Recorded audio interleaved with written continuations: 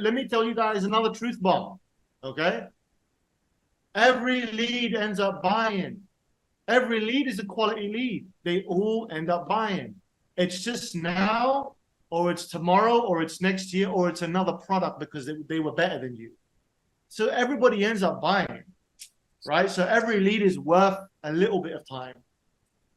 So treat them all with respect, with dignity, okay?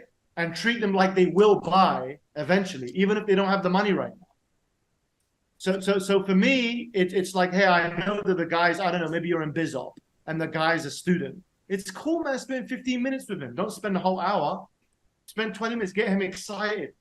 You know, he'll come back like 3 months later and buy from you. You know, and then the other problem is, all the leads come from a different context, a different lead channel. Okay, and then you use the same script, the same all the time. It's the same that you use. And that's how I know, by the way. I'll tell you a few ways I know someone's not a good salesperson. One of them is they do a cookie cutter approach because they don't know how to qualify properly. Every lead is like, you know, so tell me about your business, you know? And then who knows this question? And how would that affect and change your life?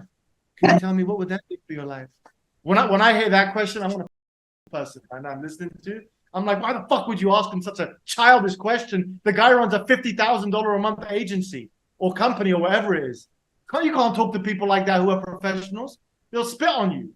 You know what I mean? It's like, so they don't think about who they're talking to, you know? And that's why if you look at my WeTube, if anybody bought WeTube, if you look at my module on there, you know, before consulting went sold, the whole thing was about understanding the buyer's journey. You know, in marketing, they teach buyer's awareness level and the funnel, and then the brand awareness, and then they go through, you know, then they schedule the call, and then right at the bottom of the funnel, they buy.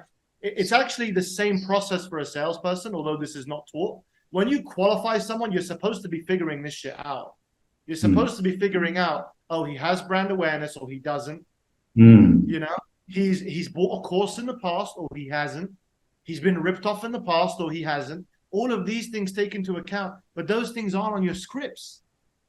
Okay, I'm gonna make a video one day where I'm burning a script. We should do an ad together. If I start scaling my shit out, I'll do an ad where I'm burning a script and say, this is why you suck. And then the other reason that salespeople, the other way that you can tell if your salespeople are shit. Okay, remember I told you this. Remember, ask your salesperson to make a commitment in the beginning of the week. Who do you have in a pipeline that's going to close? If they say 2 or 3 and they close 0 or 1, you know that they live in fantasy land. They live in fantasy. They are shit.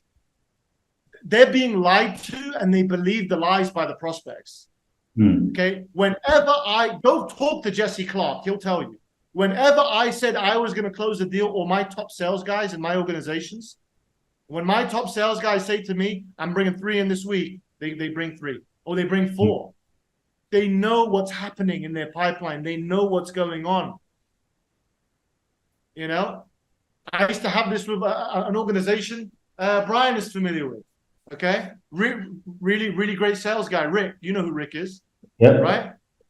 Dude, when he said he was going to close, he always used to close. Yeah.